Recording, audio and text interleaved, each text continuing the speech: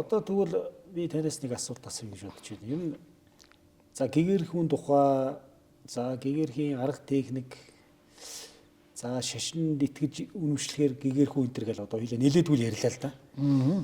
Тэгвэл одоо би ер нь гэгэрхийн одоо ер нь ач тус, ер нь яг ямар ач холбогдолтой хинт хэрэгтэй. Одоо энэ гэгэрхгүй байснараа яг яах юм? Одоо гэгэрснээ яг ямар ач холбогдолтой? Надад танд бидэнд хүн төрөлхтөнд яг ямар ач холбогдолтой?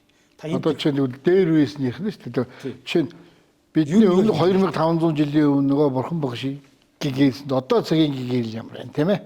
Гэл одоо юм л хэцүүлтүүд чинь ингээд эрт үеэс гэгэрл яриад одоо бурхан буддаа тэгэл одоо бусад шашны томоохон төлөөлөгч гэгэрхийл одоо төлөөл байсан шүү дээ тий. За тэрийг бол уламжлалт гэгэрл гэж нэрлэж явуулаа. Уламжлалт гэгэрл.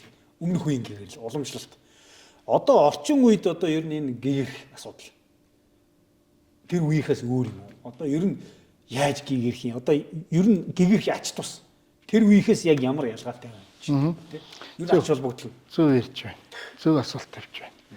За тэгэхээр 2500 жилийн өмнөх үеийн бурхан багшийн үеийн тэр гэгэрл гэдэг одоо цагийн гэгэрл юугаар ялгаатай.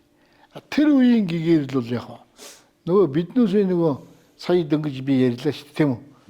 Давхаргууд үүссэн гэж яриад байгаа шүү тийм үү. Үйл үүрийн том давхаргууд. Тэд мэд чинь бол байхгүй бага байсан.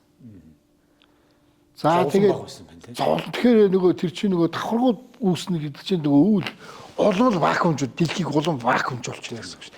Хинч гарахгүй эндээс. Нөгөө ямар ч сүнс гарахгүй. Яагаад тэгэхээр хүчрхэг энергитэй гэрэлтэй байж иж тэрийг сэцгээ гарна гэсэн үг. Тийм л зүйлийг л яриад байна л да. Хүчрхэг энергитэй гэрэлтэй байж иж тэрийг сэцгэж гарна.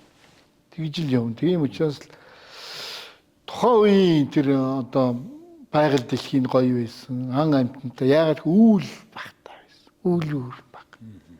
Тийм учраас тэр одоо тэр том давхаргууд байхгүй байсан. Гайгүй байсан, тийм ээ? Тэгээ хүмүүсийн биеийн том. Тийм үү? Одоо эндээсээ бол ингээд үйл нь дамжрал яваад бол улам л жижиг болно шүү дээ. Жишээнд хүн төрлөختөн мөхлөөг бол дараагийн үед л яах вэ? Бүр одоо 160 байсан бол бүр нэг үе болох нь шүү, тийм үү? Нэг 12 үе гэдэг маань яг. 12 үе гэдэг маань яг. 12 жил наслна гэсэн үг шүү дээ. Тэгээд хүний бие бол бараг 1 метр хвцаа болно гэсэн үг. Жижигэрч тийм ээ. Бүр жижиг гэсэн үг. Тэгэхээр энэ нөгөө үйлтэй холбоотой энэ нөгөө улам л одоо тийм хүмүүсийн амьдрах орон зай улам багасж байна гэсэн үг л дээ. Тийм ээ.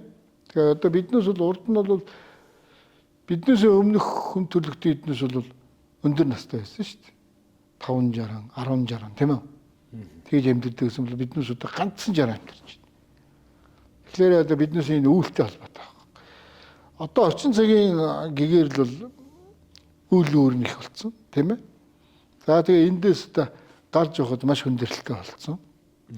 Нэг идэж уух, өмсөж зүүх ерөөсөө нөгөө хүсэл шунал тачаал дэлхийг бүрхсэн. Тэгэхээр ийм том бүрхсэн байгаа үед бол нөгөө юм л хүсээд ивэл нөгөө юм хүсээд. Дэлхийн ертөнц маань өөрөө зовлонтой гэх гэдэг юм. Тий, бүр нөгөө хүсэл шунал бүрхсэн. Тэгээд энэ хүсэл шуналаасаа болоод яг байгаль дэлхий буюу байгаа нөгөө органик тийм үү? Оригинал нөгөө өнөөдөр байгаа дэлхийг шин дэлхийг ухад түнхээд бүр байхгүй болгох. Ингээд асуудалтай харагдаад ингээд явж байгаа. Энэ юутай холбоотой нөгөө хүсэл, нөгөө шунал. Энэ зүйлтэй холбоотой ч биднээс гэгэрл бол одоо энэ цагт бол жоохон хүнд. Гэгэрхэд хүнд. Уламжлалт гэгэрл бол хялбар гэж. Хялбар гайгүй. Одоо бол хүнд. Одоо бол хүнд. Хүсэл шунлыг авчих хэрэгтэй. Дээрээс нь энэ биеийг одоо тийм ээ. Тэгээ хүнээс илүү хүчин чармал шаарддаг. Тийм маш их цаг суух.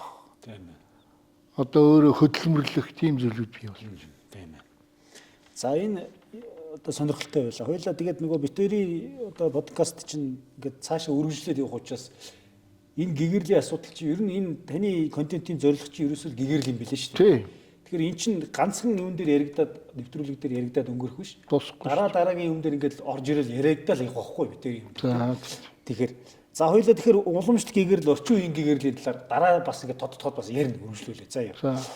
За одоо ер нь энэ би танаас нэг яг өөрт хувь хүндтэй ч холбоотой асуулт асуух гэдэг л да. Одоо ер нь гэгэрх тийм одоо тийм үе шат гэх юм уу? Одоо нэг тийм үе байх уу? Одоо ингээд байна. Байх уу те? Гэгэрл үе шатаа. Байх уу? Зөв. Одоо ингээд нэг суралцаал тэгээд цаашдаа ингээд арай сайжраал бясалгал хийгээд ч юм уу те. Илүү төвшөнд одоо ингээд энэ үе шат бол байдаг юм байна тийм үү? Тэгэхээр таны төвшин, таны хувьд би өөрөөс чинь асуух гэдэг л да. Гэгэрлийн тухай сонирхож магадгүй хүмүүс сонирхолтой. Энэ хүн гэгэрл яриад энэ хүн өөрөө хэр гэгэрсэн хүн бол гэж сонирхож магадгүй. Та шатанд нь ер нь бол гэгэрлийн шатанд явж байгаа. Тэгэхээр нэг хүний биеийг хуваадаг. Одоо би бол яг махан биенийхээ шатанд явж байгаа. Гэхдээ нөгөө махан биедээ ч гэсэн адилхан хүн биеинд гэсэн. Хүн биеинд ч гэсэн адилхан төвшингүүд байдаг. Төвшингээр нь хуваагдал явна. Төвшөндөө явжлаа. Энэ замдаа л явж байгаа гэсэн.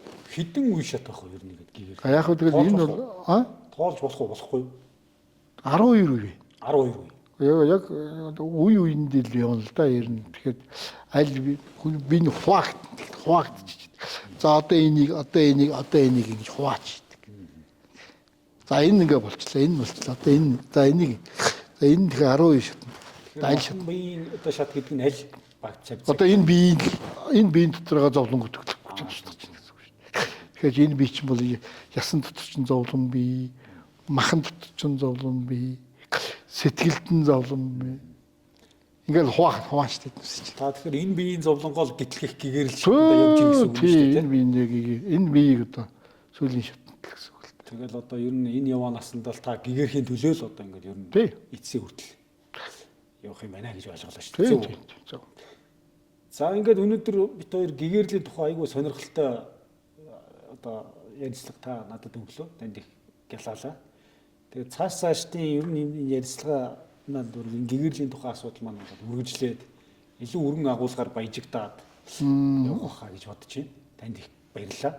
За баярлалаа гялалаа. За таны ажил үс дэлгэрэх болтугай. За ингээд өнөөдрийн ярилцлаганд бол дөөрн жаргалтай төвшин инх хамглан оршуултугай гэж сайхан. За болтугай.